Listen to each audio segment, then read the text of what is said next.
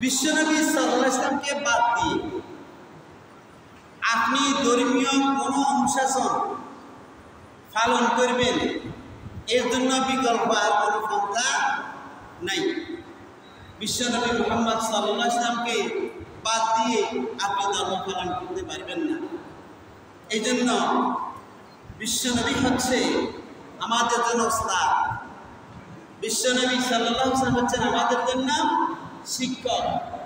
বিশ্বনবী সাল্লাল্লাহু আলাইহি ওয়াসাল্লাম নিজে তো বলেছেন, বুইসতু মুআল্লিমান, আমি শিক্ষক হিসেবে প্রেরিত হয়েছি। আল্লাহ তাআলা আমাদের জন্য, মানবতার জন্য আমাকে শিক্ষক হিসেবে প্রেরণ করেছেন, পাঠিয়েছেন। ওস্তাদ ছাড়া পৃথিবীতে কেউ স্বাগত হতে পারে না।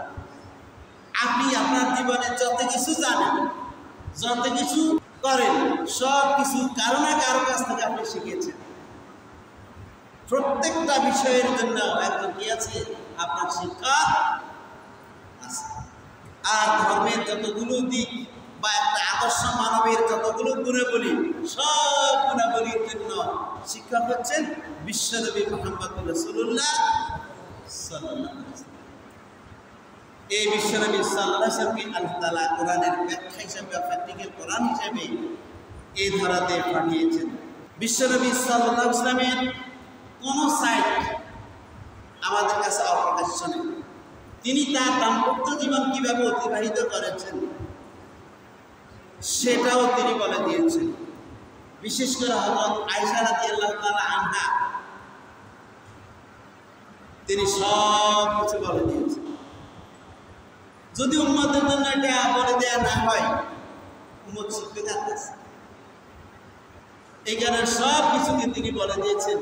বিধর্মীরা সমালোচনা শুরু করে দিয়েছিল যে একান্ত ব্যক্তিগত জীবন পর্যন্ত আয়েশা বলে দিচ্ছে, একান্ত ব্যক্তিগত, একান্ত গোপনীয় বিষয় পর্যন্ত আয়েশা বলে দিচ্ছে।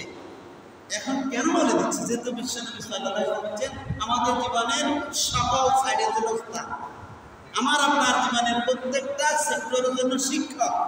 এই জন্য তার সব কিছু বলা দেওয়া হয়েছে। নাম্বার 1। নাম্বার 2 হচ্ছে তার তো সব কিছু ছিল নির্মল, নিষ্কলুষ, নির্কণ্ঠ। ওখানে কোনো রকমের কোনো দোষ, কোনো রকমের খুঁত নাই। বলে না সোরের মনে পুলিশ পুলিশ। আপনার মধ্যে যদি দোষ থাকে তাহলে না আপনার মধ্যে ভয় থাকবে। আপনার যখন দোষ নেই, আপনার মধ্যে কোনো ভয় নেই।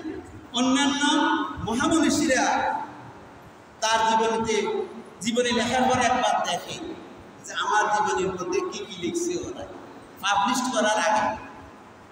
যখন দেখে যে তার কোনো দুর্বল সাইড আছে, ওইটা বলে দেন না, এটা বাদ, এটা দেওয়ার দরকার নেই। ঠিক তার যে গুণাবলী আছে, গুণাবলীগুলো শুধু বলতে বলে, পাবলিশের জন্য পারমিশন দেয়। কিন্তু বিশ্বনবী মুহাম্মদ সাল্লাল্লাহু আলাইহি ওয়াসাল্লামের তো ছিল সব গুণাবলী, দোষ বলতে কিছুই ছিল না।